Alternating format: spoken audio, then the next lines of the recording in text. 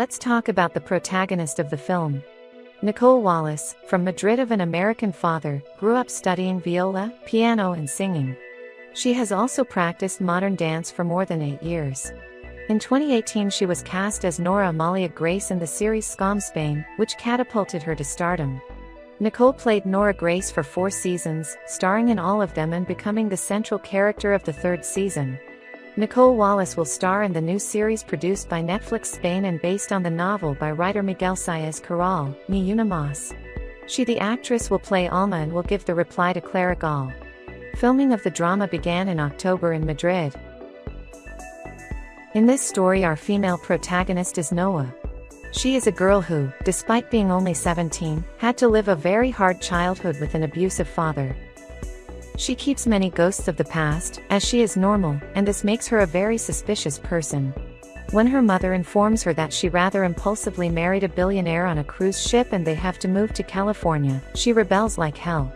She had her best friend, her boyfriend, in Canada, so she is very reluctant to this sudden change, but she has no choice but to accept it. When she arrives at her new home she is freaking out. She already knew that William, her stepfather, was a rich boy, but she couldn't believe all that it would entail. In fact, one thing I really liked about the book is that in the beginning she is not dazzled by these riches. How the It's My Fault trilogy ends, spoilers on the ending. The Spanish film It's My Fault by Prime Video is based on the Culpables trilogy of books. Summary of the 3 books of My Fault, Your Fault and Our Fault. The last 2 books of the Culpables trilogy kick off about 10 months after the ending of the sequel, when Nick and Noah break up after she cheated on him.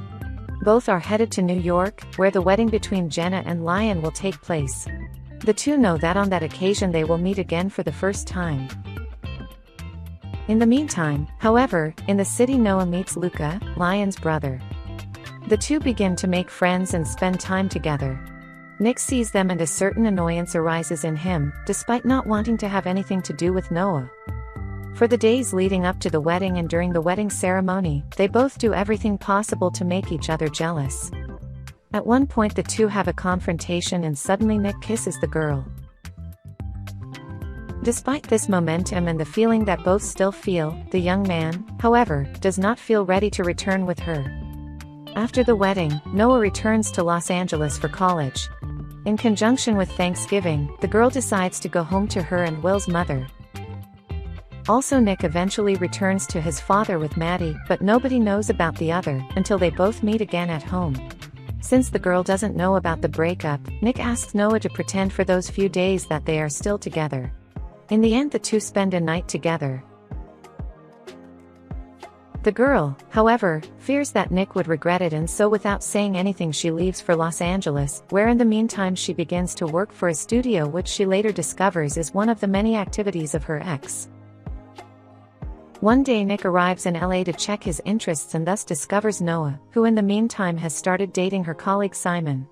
Once again Nick behaves in conflict with the girl, who at one point asks him to make a definitive decision. The young man lets her go. Nick takes the news well and the two decide to try again but to take things slowly, so the young man returns to New York. When they meet again at the airport, Nick is wounded by a gunshot, fired by a former colleague who had been fired. Will and Noah's mother also rush to the hospital and on that occasion the girl informs them of her pregnancy. Nick slowly recovers and then decides to move permanently to Los Angeles with his beloved. The moment of delivery arrives and Andrew is born. Thus begins their life as parents and future spouses, which one night is shaken by 2 figures from their past, Michael and Briar, Nick's ex who became pregnant by him, who then lost the baby. The girl's goal is to take the baby away, while Michael takes advantage of it to pick on Noah. Fortunately, the latter manages to call the police and everything turns out for the best. And they all lived happily ever after in the finale of the It's My Fault trilogy. After 2 years Noah graduates and many details are sorted out in the lives of both of them and their friends. After the party, she marries Noah and together they leave for the honeymoon. 8 years later, we find them happier than ever with a second child. It's Nick's birthday and Noah has a surprise for him, the Ferrari that he owed her after losing it during the race included in the first book and in the film. This is how the It's My Fault trilogy ends. Within the film we therefore find several scenes forbidden to minors between the two actors. But what was it like filming these moments? Nicole Wallace recounted it during a recent interview with Esquire Spain. She, the actress, revealed that she did not encounter particular difficulties in shooting the scenes in question. I thought it would be something that would have worried me more, but then in the situation and with the intimacy coordinator everything went well, she said, who however underlined, it is true that in the end I am still directed by a man, even the 70% of the cast is male, and there are things that still need to be changed, because I've been through some uncomfortable situations. But I think it also happened to Gabriel Guevara, my partner. But they made me feel very good during the shoot. I've known Gabriel for 4 years and I focused a lot on trying to make him as realistic as possible, because it's a fiction and it has its unreal side, Wallace explained. Anticipations to come. Are you ready to see it? The video trailer is in Italian with subtitles in all languages. Remember to press the CC button at the top of the video and choose the subtitle language as well. Go! Good vision! On YouTube, the YouTuber, Giulia Segreti, who became famous for her voice, lets you discover the world of Bridgerton by reciting the most important parts of the book with her voice.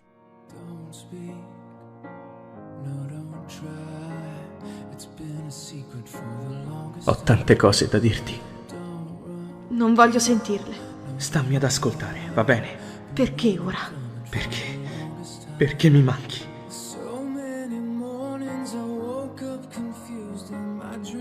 Non mi hai rivolto la parola per tutta la sera, poi sei uscito per dirmi che eri troppo indaffarato per parlare con me. Non è così che ci si comporta. Non sapevo cos'altro fare. Non hai risposto alle mie chiamate. Lo so, e mi dispiace. Volevo richiamarti, ma non avevo il coraggio. E poi mi sono ubriacato e ho rotto il telefono. Here we are. Of course we saw a short preview.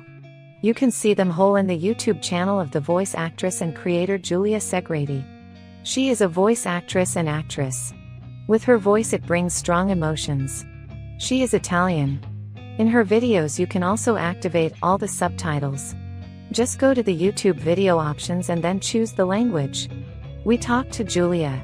She uses her own voice in an innovative and particular way. È vero, non hai avuto un buon esempio, ma hai imparato a mie spese che dagli errori si impara e si diventa persone migliori. And she is popular on the web. She opens her self-titled YouTube channel and starts uploading audio readings of modern books in collaboration with male voice baron Mark Keel. She also does commissioned audio readings from many female writers.